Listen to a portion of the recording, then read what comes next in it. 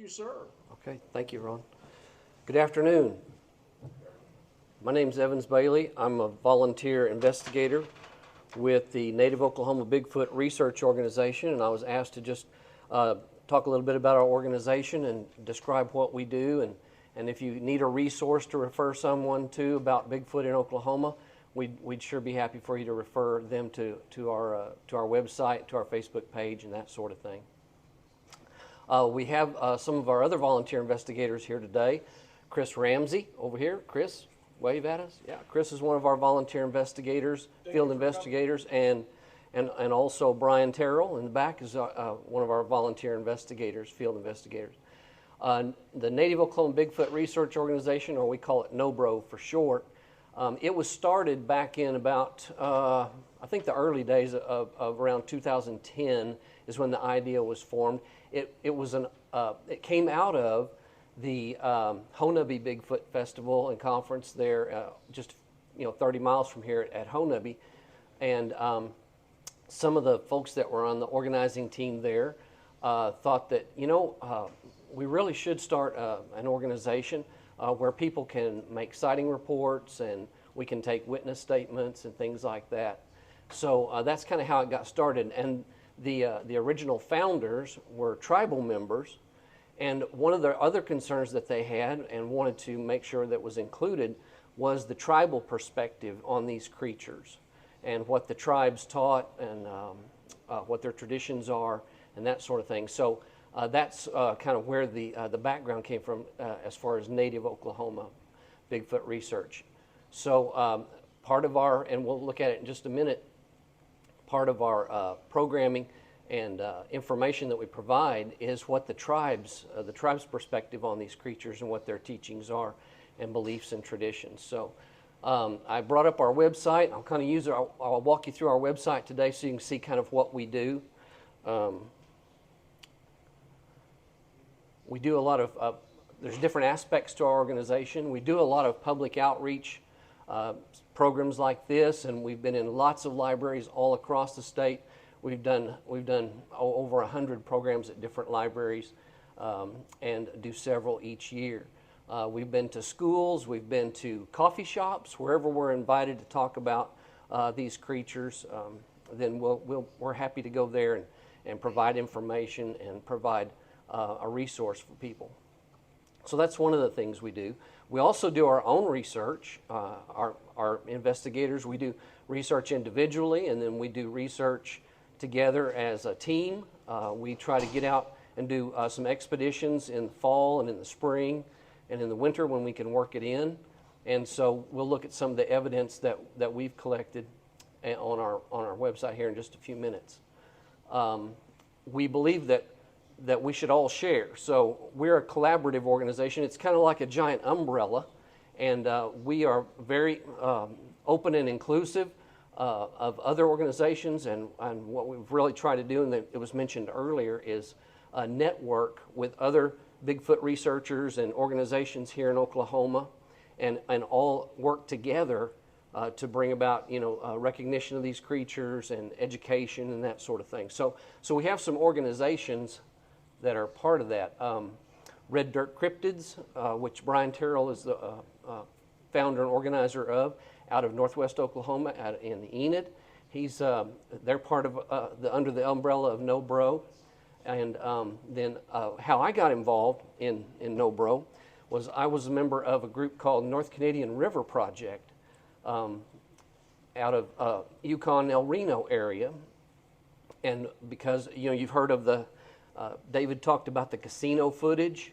You've heard of the Concho area and the Chicken Man story from El Reno and that sort of thing.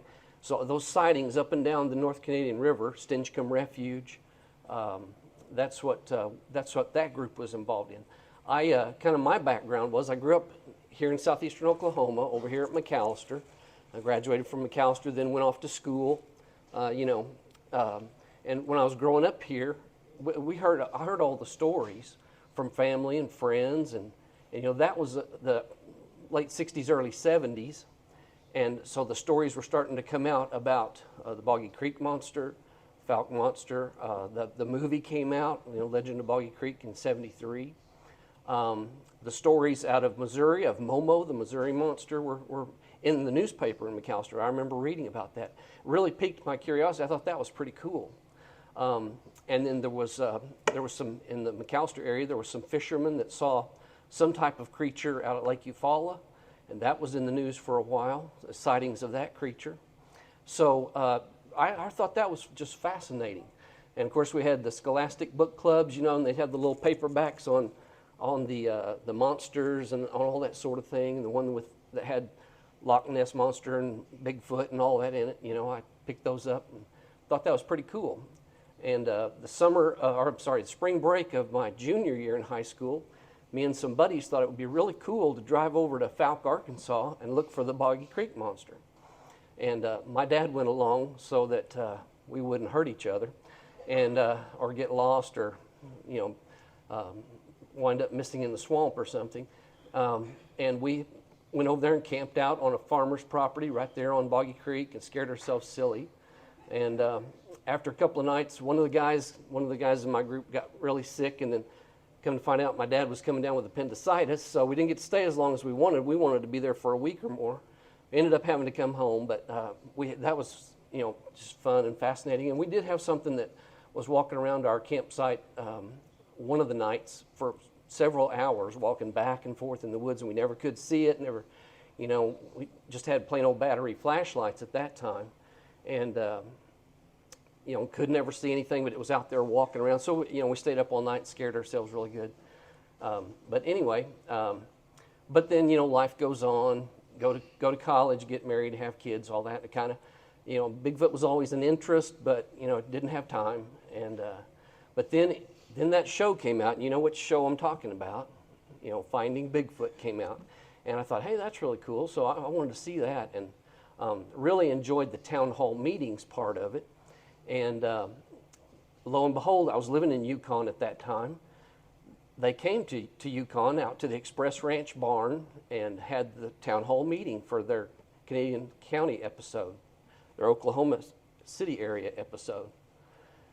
And my daughter and I got to go out there, and got there early, got in line, got to meet Bobo and Renee, who were very, very nice, very, very personable, just great people, and got to hear. They didn't put even a third of the stories in the episode that we heard that night. We were out there for hours, and I just thought that was so cool and so fascinating. So then it really, got the interest level up again. And I heard about this Honubby Festival, so my youngest brother and I decided we'd meet at the Honubby Festival that first time, October 2014, and we just had a great time, and it was just fascinating. Well, we heard that the conference was also offering weekend expeditions in the spring. So we signed up for that, and we were supposed to go in May, and it ended up being one of these springs kind of like we're having now, with all the flooding, and the highway from Clayton was washed out, from Clayton to Honubby, and so we had to put it off over a month. We ended up coming back about the end of June, middle of June, and so we went on the weekend expedition, and we thought, my brother and I we thought, man, if we heard some wood knocks or something like that, wouldn't that be cool? But we got way more than what we bargained for, and ended up having our sighting on Boktuklo Mountain, south of Honubby, and just a crossing, a real quick 2-second glance at a creature. And so, then we were just fired up. And even when I got home, my wife said, something happened to you. It says, your hair's even whiter. So I said, boy, I got a story for you. And I don't think my brother and I slept for 36 hours after just trying to figure out what are these things. Now, the one we saw was not massive. It was a tree peaker. We were watching the road that we came in on, those old dirt logging roads, and we were watching everyone in our group was assigned an area to watch. So we didn't go running through the woods. We didn't do tree knocks. We didn't do any of that stuff. We were just observers. We'd set up a little post and observe. Just listen to what's going on around us, watch, and my brother and I we had our lawn chairs there sitting watching the road, and we saw it peek out, and we elbowed each other at the same time, and then it just stepped out and stepped across, just that quick, boom, boom. But what we saw, it wasn't massive. It was real tall and thin, kind of gangly. It was tall. I'd say because it kind of crossed at this little low water crossing. I would say it's, 6.5, 7 feet tall, but it was real thin and kind of wiry. It did have kind of longish hair hanging off the arms. Now we just saw a profile view because it was trying to scoot across the road. And its hair it looked like bedhead or something. The hair it was the conical head, but the hair was sticking up like a mohawk or something. So it kind of looked funny. For some reason, it reminded me of a teenager, like a gangly teenager. So, but we had all kinds of stuff happen that evening, and that's when my brother and I also saw after dark. Now, we saw this creature before dark, evening time, but before dark. But then after dark, we had 2 volleyball-sized bright white orbs come floating down the creek and on down the creek. So that was weird. But we heard all kinds of stuff, chattering, whispering, throwing rocks. They were throwing rocks at us from the moment we got there. So that was my big experience. And that's kind of how I got fired up into this. And so I found out from the expedition that they had started this NOBRA organization. And then also, when I got back home, I started looking for, in the Oklahoma City area, I started looking for somebody doing something around there. And I came across North Canadian River Project there out of El Reno. A gentleman had started that who was from El Reno, born and raised there, and had heard all the local stories, had grown up with all the local stories of the creatures along the river there and out near Concho and all that. So I thought, well, I'd heard him interviewed on a podcast, and I thought, well, I need to get this guy's phone number and get in touch with him. So I did, and so got involved in North Canadian River Project, and then we all went down to the next Honaby conference and found out about NOBRO. So we decided we wanted to be a part of that. So that's kind of how I got involved in it. And NOBRO has kind of evolved. We do have volunteer field investigators, and we have field investigator training once a year. And our investigators actually go through some basic training on interviewing witnesses, looking for field evidence, all that sort of thing. So, we do have some training. One of the organizers of NOBRO was a law enforcement officer, and so that's kind of where that. And he was previous military. That's kind of where that regimen came from. That mindset of working with witnesses. So that's kind of what we do. We try to provide a very safe place for people to contact us who have had an experience. All of our field investigators have had experiences of their own, so that when people call us or email us, we can be a sympathetic ear. As was mentioned earlier, a lot of the folks that contact us, they weren't looking for Bigfoot. It just happened to them. They were either out fishing or hunting or camping or whatever, hiking, and there it was. And so for some folks, it's a very traumatic experience, and they might have told a family member or a friend and gotten laughed at or ridiculed, and so they just clam up. They don't have anybody to talk to about it. So we are happy to provide that relief, that it's almost a therapy for them to discuss their sighting with. We'll take their witness statement. If they'd like, we'd like to interview them on the site where it happened, if it's possible. Go back and see where it happened. Sometimes that helps them remember things. If it's private property, if they've had sighting on their private property, we ask them if they would like an investigator to come out and look around and find some evidence, and that sort of thing, look for evidence. Sometimes they say, yeah, they're happy to have us out, and then sometimes they say, no, I don't want anybody on my property. And we understand, because don't want the word getting out that Bigfoot was on their property, and so here comes all these Bigfoot hunters, So we understand that. We are happy to whatever their wishes are on that, but we try to give them some space on that, and we realize that you know, that they've been through something unique, and so anyway, let's see. So how we're organized is by districts. So we've got the state divided up in 4 districts, and there are volunteer investigators assigned for each district. So you can go to our website. You can we've got the email addresses for the different investigators in each district, and you can contact them through email and submit the report. We can do it anonymously if they prefer, because we understand about that. But most folks are, no, I saw what I saw, and I don't care if somebody sees my name on it. So we're happy to take their statement. So we've got investigators in each district there. Of course, a lot of our investigators cross over into different districts. There are times of the year when the investigators say in the northeast part of the state is so busy that other investigators have to come in and help. That happened last year in northeastern Oklahoma. We had several reports, just a burst of reports from northeastern Oklahoma. So we're still following up on reports up there. And of course, me being from southeast Oklahoma, if the southeast investigators need help, then I'm happy to come down here and talk to folks. And we 2 years ago we had several reports from Pittsburgh County, right over here around McAllister and north of McAllister.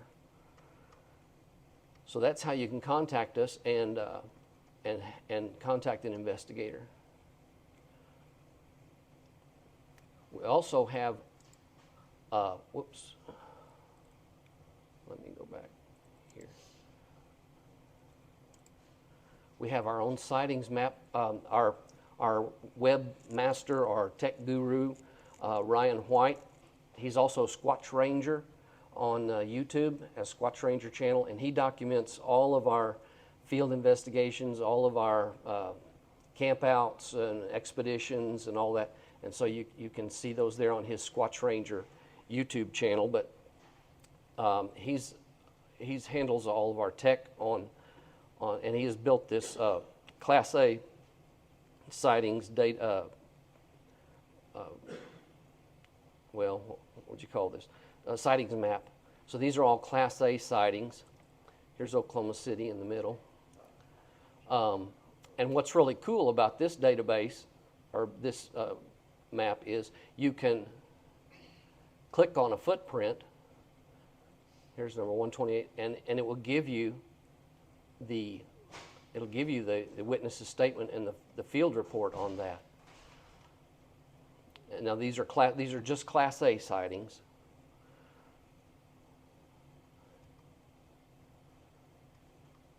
What I thought about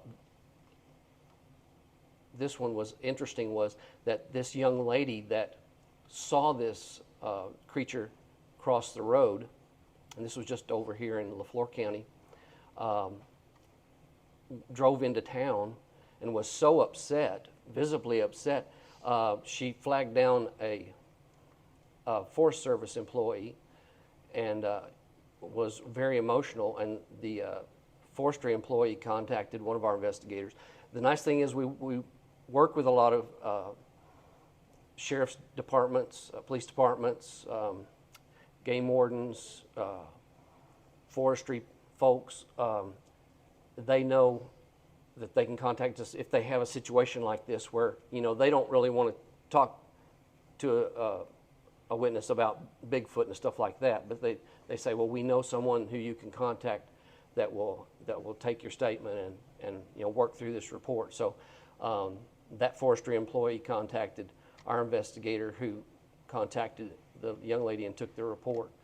But obviously, from her state of mind, the forestry employee knew, and from her state of emotion and her description of what happened, that she had seen something. So I thought that was an interesting one. But anyway, on there you can click on that, and it will tell you the report. And there are several down in this area. These are reports just reported to our organization, and we do keep our own database and all this is available to the public. You can open our website, and you can open the database, you can open the sightings map, and see all this for yourself. Like I said, we try to be open and collaborative and share. We want to be a public education resource. So in our database there, what you can do is you can go over here. It's organized chronologically. So if it's a lot easier to read the report if you go over here to, let's look at this number 5. If you'll click on this, what it'll do is it'll bring up the report in a more narrative style where it's much easier to report. And what's interesting is we've had people contact us who actually, like this person, had seen a Bigfoot when they were a child, but they didn't want to tell anybody until later, I guess they felt like it was safe to talk to somebody about it. And so this person contacted us actually and this was in Pontotoc County near Ada, but this person contacted us in 2020. And this happened in 1961 when he was 5 years old. So you can read the report there. Now, and what's interesting is, and Ryan White, our investigator, thought of this. He said, he asked the person, would you mind drawing a sketch of what you saw? And so this was the eyewitness drawing that the young person, drew for us from memory. What happened was he was at his grandparents' place. He goes down to the creek to go fishing, like he did every day, and it's hot, so he's just wading up the creek, and he looks over and he sees a hairy foot next to this tree stump, and then he looks up, and this thing is looking around the tree at him. And so that is his drawing, and Ryan had kind of colorized it there. So what you'll find in each of the reports is the district that it occurred in and the county, and then sometimes witnesses will submit photographs, and then sometimes, like that, in that case, a drawing. Let's see. Another one that I thought was interesting to take a look at.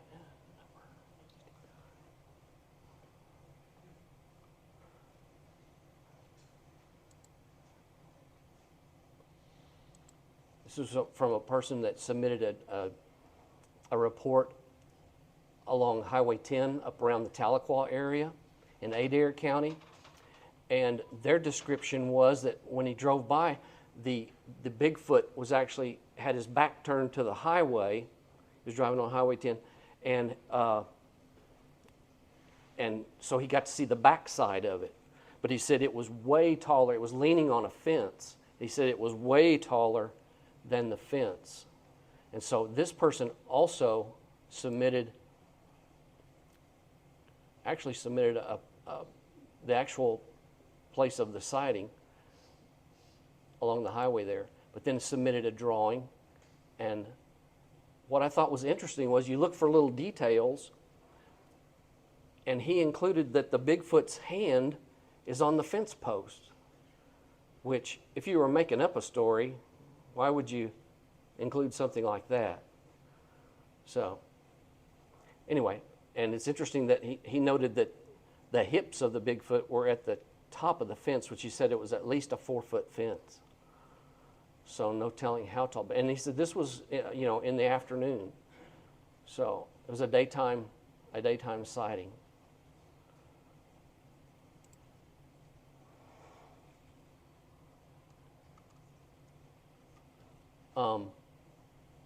We also have a report. Sometimes we might do some interesting field investigations, get some interesting photographs. Like number 140.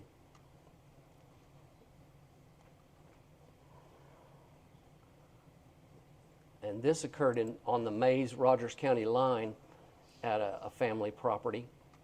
But the young man that reported it, he actually works for GRDA, but he had bow hunted their family property and he lived right across the road from this stretch of 300 or so acres. He had bow hunted this property since he was a teenager and had never seen anything weird. But this one particular autumn, when he goes out to bow hunt, then he starts finding all these weird limb formations and structures, and he finds a couple of footprints. And so he takes some pictures and sends them to us and says, you know, what's going on here? He does his best, I think this is his first attempt at casting, cast a footprint. Very large footprint. And you can kind of see, this is flipped upside, you can kind of see where the heel sunk in here into the mud. It was a little stream crossing.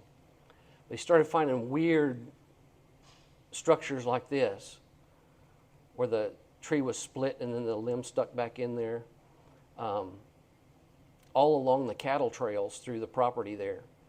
Bow structures with this holding down that limb. And we went out there, our team, and did some, about three different times did investigations. We found a bone pile. He had noticed that the population of deer had been disappearing, and we actually found a bone pile with several skulls and lots of deer bones back toward the back of the property.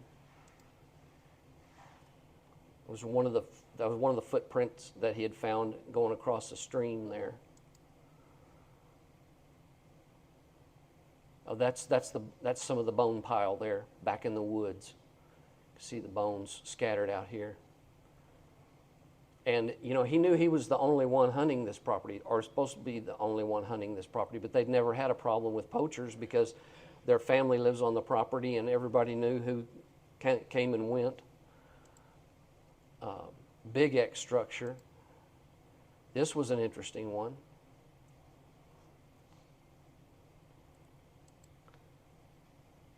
Some tree bows and breaks, twists and snaps. This one was really strange. I don't know if you can see it, kind of circular here. He nicknamed that one the portal. We teased one of our investigators to go jump through that and see what happened, but nobody would do it. Another one of our investigators, Jody Chisholm out of Pryor, there with the big X in the middle of the trail there. Just all kinds of odd looking things, but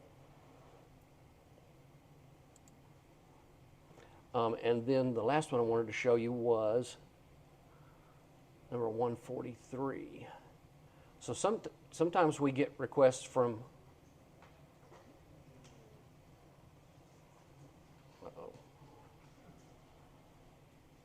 okay.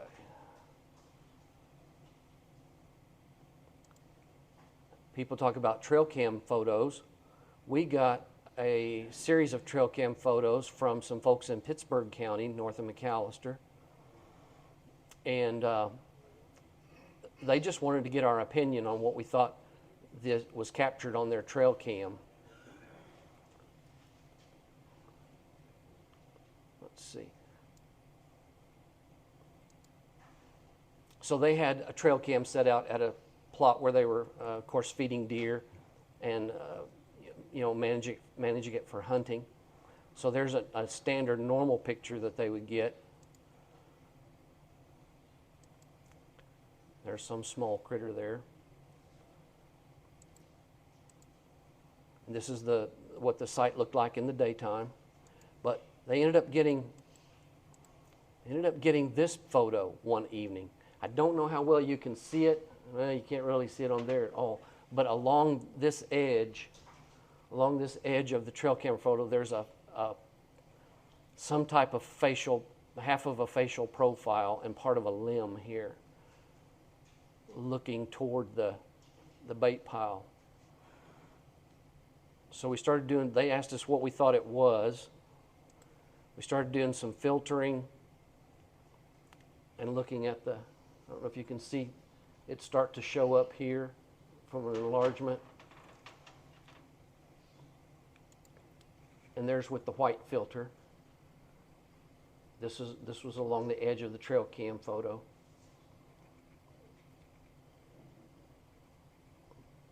But you can notice kind of a facial profile there, and then part of a limb here.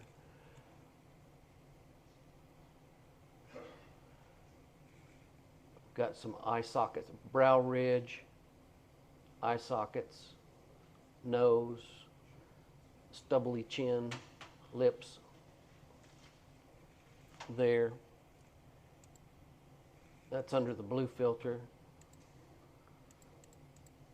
So we pondered on that, and then we actually put it out on the Facebook page and asked to get people's opinions. And one person sent this back and said this could possibly be what it was the creature was, crawling along the ground there or down on all fours, was watching that deer that had just been there, or other deer that were coming to the site, and just barely got into the frame of the trail cam photo. And that he accounted for the what looks like a limb down here, part of a limb, forelimb, and then the face there. So thought that was an interesting. And here we did a comparison of a brow ridge on a gorilla with the brow ridge of the facial profile in the photo. So you're welcome to go on there and look at that and form your own opinion, and we certainly respect that. But I just thought that was one of our more interesting, where the witnesses actually submit photos.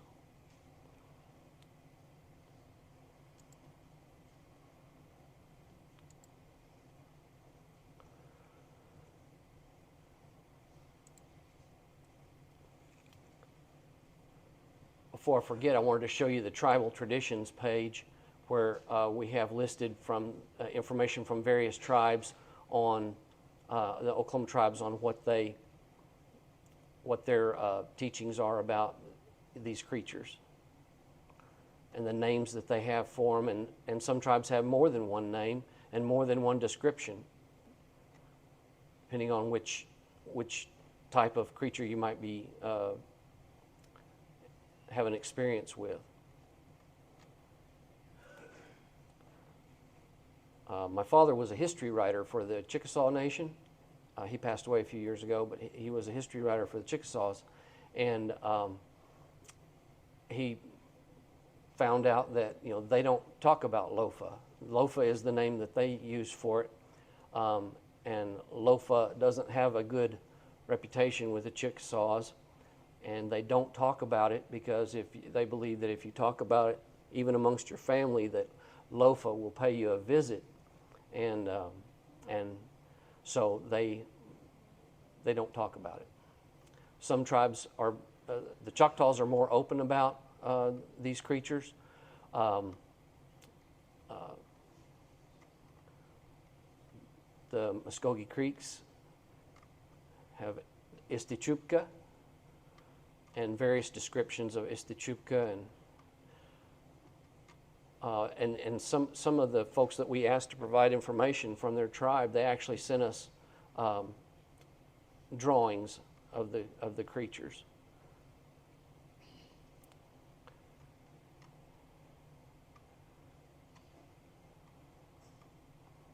The Seminoles have a very interesting name for the tall man or hairy man, and what it means, Estikakaki, and there's another name for it too, but it means the one who makes you forget. And I thought that was really interesting because we've had witnesses that talk about losing time. We even had a good friend of ours who led trail hikes into certain areas and had done that many, many times. And he and the group one time ended up getting lost in the same area, and they wandered around for 2 hours. And so that reminded me of the one who makes you forget. We've talked about the possibility of infrasound and ultrasound and its effect on how it can affect humans. So, oh yeah, a washikashi nati, the one who makes you forget. So that's some of the resources we have on there. You can read about those. We also post what evidence we find in our outings. And one of the newest things that I think is really cool that we've taken advantage of, because plaster and all that other stuff is so heavy, difficult to carry around, and carrying water and all that, that some of our researchers have started using Scaniverse, the 3D scanning app you can get on your phone, and it's really cool. So you just scan the print, and it makes a 3D image of it, and it actually has also, I don't have it on here, but actually can do measurements, length and width and depth of the footprint for you. So I just thought that was really cool. Now you don't have to really worry so much about casting prints. Those were some prints we had found around Sequoia Bay. So footprints are always good. We try to post all the different kinds of footprints that we find. One of the more interesting footprint reports that we got was from December 2021 at Chandler Park in Tulsa, which, if you're familiar with that, you know, it's right there on the river, Arkansas River. And the park naturalist there worked for Tulsa County Parks, actually, or River Parks, contacted our investigators there, and she was getting prepared to lead a public hike, and she was doing a pre-hike walkthrough and trail maintenance, you know, and pick up the trash and that sort of thing, on a winter morning, and came across a huge footprint going across the trail, not down the trail like you would expect someone to walk, but a barefoot print across the trail, just a single print.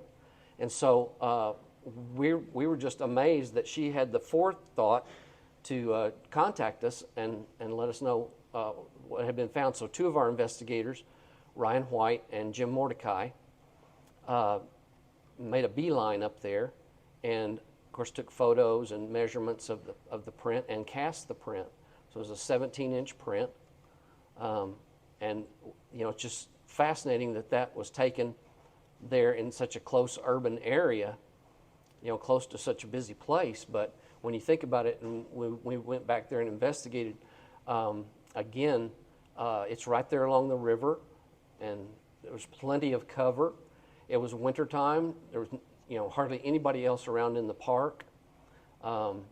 And there were lots of dumpsters. There's a big community center there where they have big events, dumpsters, trash, food. So you can imagine that that might be an easy place to make a trip through on a cold night, and for them to search for food. So FLIR footage. We've got FLIR footage on there from an expedition to Hayburn Lake, which is in northeast Oklahoma. And then, of course, audio recordings. And welcome you to go on the website and play those audio recordings and see what you think. We're always looking for unusual things when we go out. We look for things that stand out or don't seem to belong. So we do look for tree structures, limb formations, and all that sort of thing. So we listed some of those there. Did Bigfoot make all these sounds and structures and footprints, all that? Well, we don't know. We're just collecting what we think is evidence, and let the observer decide for themselves. But we try to do our best to collect what we can and what we think is relevant.